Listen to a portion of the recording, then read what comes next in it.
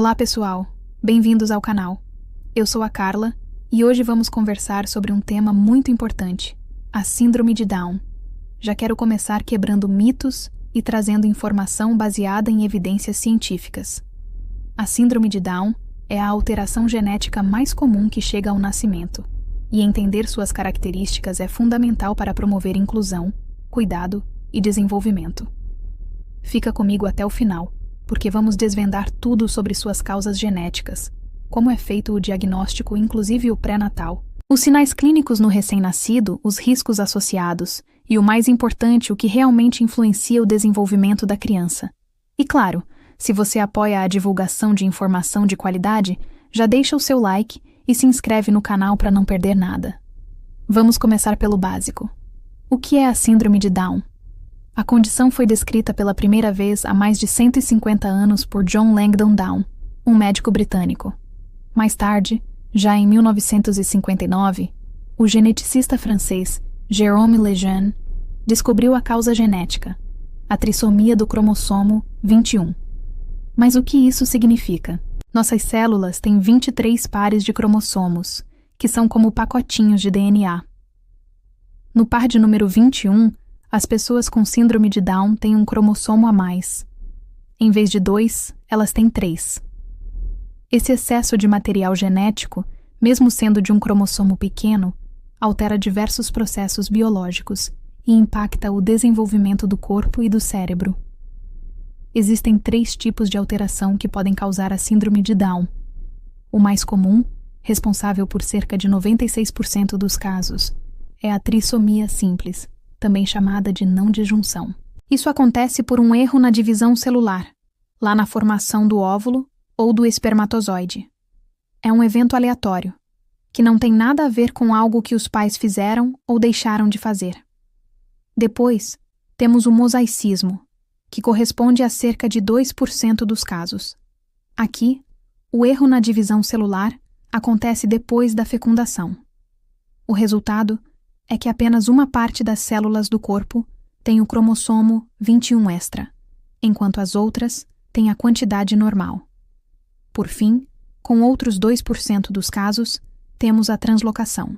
Nesse tipo, uma parte do cromossomo 21 se quebra e se liga a outro cromossomo, geralmente o 14.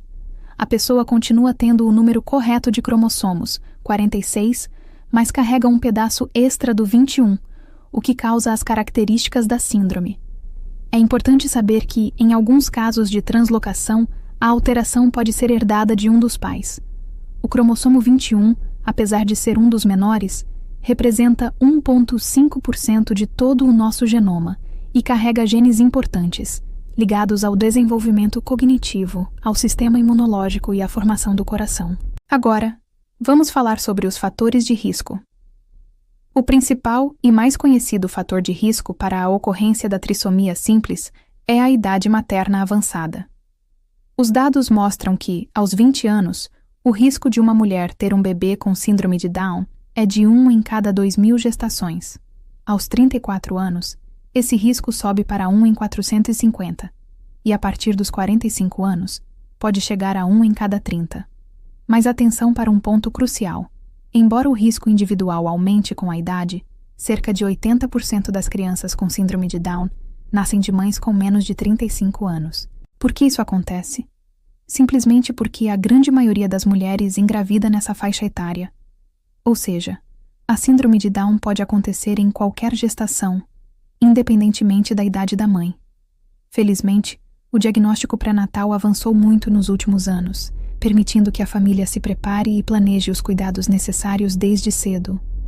Um dos primeiros exames é o ultrassom morfológico do primeiro trimestre, realizado entre 11 e 14 semanas. Nele, o médico avalia alguns marcadores que podem sugerir um risco aumentado para a síndrome, como o aumento da translucência nucal, que é um pequeno acúmulo de líquido na nuca do feto. Outros achados podem incluir ossos dos membros mais curtos, ponte nasal baixa, alterações cardíacas e até atresia duodenal, que é um bloqueio no intestino.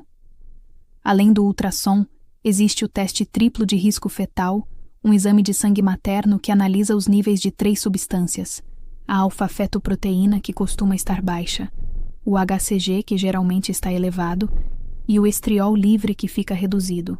A combinação desses resultados com a idade materna gera um cálculo de risco.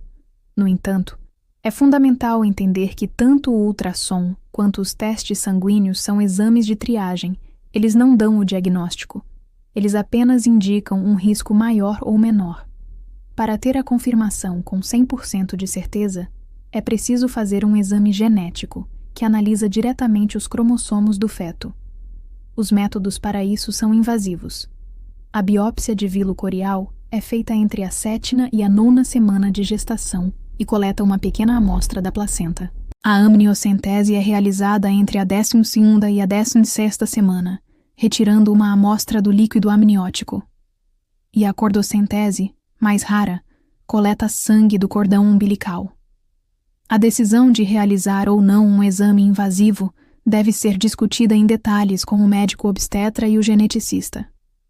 Após o nascimento, o diagnóstico geralmente é clínico, baseado na observação de características físicas típicas.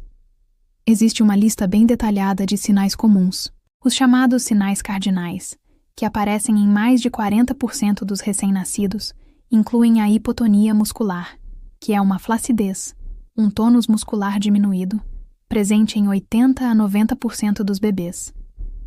A face achatada é observada em 90% dos casos, e as fendas palpebrais oblíquas, os olhos com um contorno amendoado, aparecem em 80 a 100%. Outros sinais comuns são a pele abundante na região do pescoço, o epicanto, que é uma pequena prega de pele no canto interno dos olhos, e a prega palmar única, uma linha que cruza a palma da mão de lado a lado. Outros achados frequentes incluem a microcefalia, uma cabeça um pouco menor, a clinodactília, que é uma curvatura do dedo mínimo da mão, um espaço maior entre o dedão e o segundo dedo do pé, e orelhas pequenas ou com formato diferente. É importante dizer que nenhuma criança tem todas as características, e a presença de uma ou duas delas isoladamente não significa nada. O diagnóstico é feito pelo conjunto dos achados. E aqui vai um alerta muito, muito importante. A cardiopatia congênita, ou seja, uma alteração na estrutura do coração, ocorre em cerca de 50% dos bebês com síndrome de Down. Muitas vezes, essa alteração não causa sopro ou qualquer outro sintoma visível no início. Por isso, a realização de um ecocardiograma é obrigatória para todos os recém-nascidos, com suspeita ou diagnóstico de síndrome de Down, para detectar e tratar qualquer problema o mais rápido possível. Falando sobre os aspectos clínicos ao longo da vida, é essencial reforçar que existe uma enorme variação no desenvolvimento de uma pessoa para outra. O desenvolvimento é influenciado por dois grandes fatores: a bagagem genética individual de cada um e, principalmente, a estimulação ambiental, que podemos chamar de oportunidade social, ou seja, o acesso a terapias, educação, saúde e inclusão.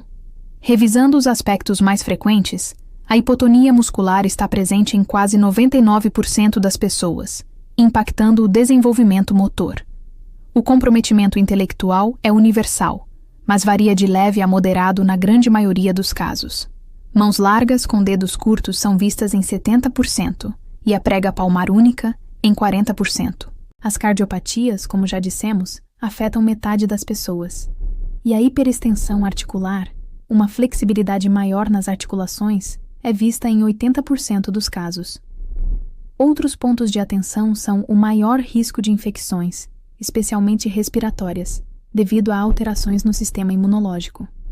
Também são comuns alterações orais, como a macroglossia relativa, que é a impressão de uma língua grande para uma boca pequena, o palato ogival, que é o céu da boca mais alto e estreito, atrasos na erupção dos dentes e uma maior prevalência de doença periodontal. Diante de tudo isso, como deve ser o acompanhamento e o tratamento? O cuidado começa desde o primeiro dia de vida. No primeiro ano, um protocolo completo de exames é recomendado para monitorar a saúde da criança. Isso inclui o ecocardiograma para o coração, ultrassonografias de abdômen e quadris, exames de sangue completos, como o hemograma, e a avaliação da tireoide, com a dosagem de TSH, T3 e T4, pois o hipotireoidismo é comum. Além disso, são essenciais a avaliação auditiva com a audiometria e a avaliação oftalmológica com o exame de fundo de olho. Paralelamente aos exames, as intervenções precoces são a chave para o bom desenvolvimento. A fisioterapia ajuda a trabalhar a hipotonia e a conquistar os marcos motores, como sentar, engatinhar e andar. A fonoaudiologia atua na sucção, mastigação, deglutição e, futuramente, no desenvolvimento da fala e da linguagem. E a terapia ocupacional auxilia no desenvolvimento da coordenação motora fina, da autonomia para as atividades diárias e na integração sensorial. Essa estimulação precoce e contínua impacta diretamente o desenvolvimento cognitivo, motor e social da criança. A síndrome de Down não define limites fechados. Cada pessoa é única e tem seu próprio potencial, que depende de sua genética e, acima de tudo, das oportunidades que recebe da família, da escola e da sociedade. Quanto mais cedo o diagnóstico é feito e as intervenções começam, melhores são os resultados e maior a qualidade de vida. Informação consciente e baseada em ciência é a nossa maior ferramenta para combater o preconceito e construir um mundo mais inclusivo. Se você gostou deste vídeo e aprendeu algo novo, compartilhe com seus amigos e familiares. Levar informação correta para mais pessoas é uma forma poderosa de inclusão. E claro, se inscreve no canal e ativa o sininho para não perder os próximos conteúdos. Muito obrigada por assistir e até a próxima.